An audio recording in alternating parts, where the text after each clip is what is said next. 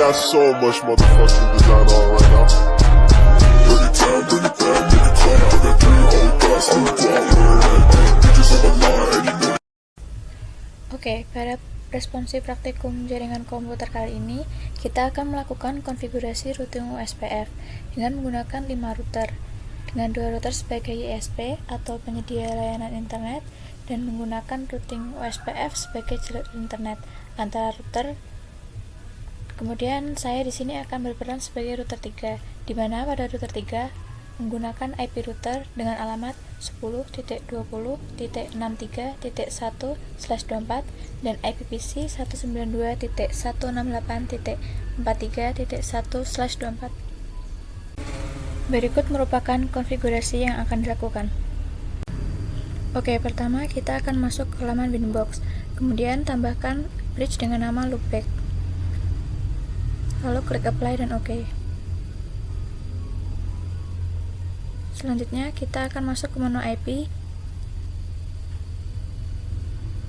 dan tambahkan IP address dengan alamat 10.20.63.1/24 ke Ether 2 yang terhubung ke router 5. Kemudian klik apply dan OK.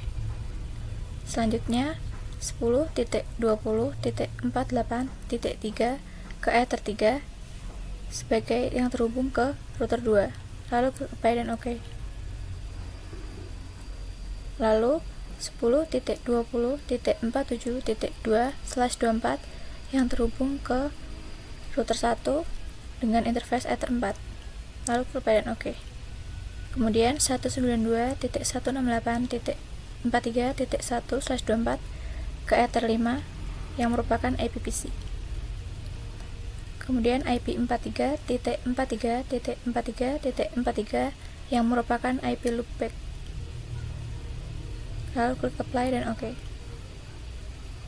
Setelah itu masuk ke menu routing, lalu tambahkan OSPF dan tambahkan ke bagian networks dengan alamat IP 10.20.47.0/24 dengan area backbone. Lalu 10.20.48.0/24 dengan area backbone. Kemudian 10.20.63.0/24 dengan area backbone. Kemudian 43.43.43.43 dengan area backbone. Dan yang terakhir 192.168.43.0/24 dengan area backbone.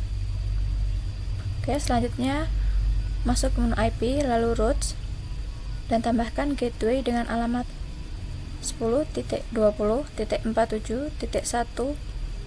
merupakan milik router 1. Kemudian 10.20.48.1 yang merupakan gateway milik router 2. Kemudian masuk ke menu IPPC, check adapter setting, kemudian ke properties, ke TCP IP, masukkan IP address dan DNS, lalu klik OK. Setelah itu coba lakukan speed test ke UGM The Speed Test ID.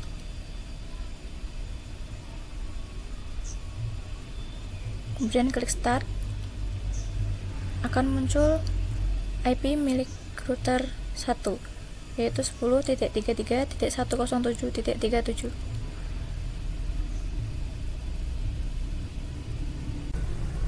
Kemudian setelah melakukan speed test, lakukan juga ping ke terminal untuk memastikan router saling terhubung dan dapat ngeping satu sama lain. Jika sudah berhasil terhubung, maka akan muncul status seperti pada gambar berikut. Oke, selanjutnya masuk ke menu interface, lalu disable Ether 4 yang terhubung dengan router 1 untuk memastikan apakah bisa terhubung ke internet. Setelah disable, setelah itu coba cek ke speed test.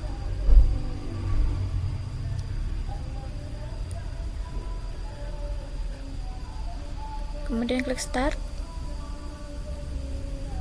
dan akan muncul IP address milik router 2 yang berperan sebagai ISP kedua dengan alamat 10.33.107.38. Hal ini membuktikan bahwa setelah ISP 1 diputus, maka dapat terhubung dengan ISP yang lain.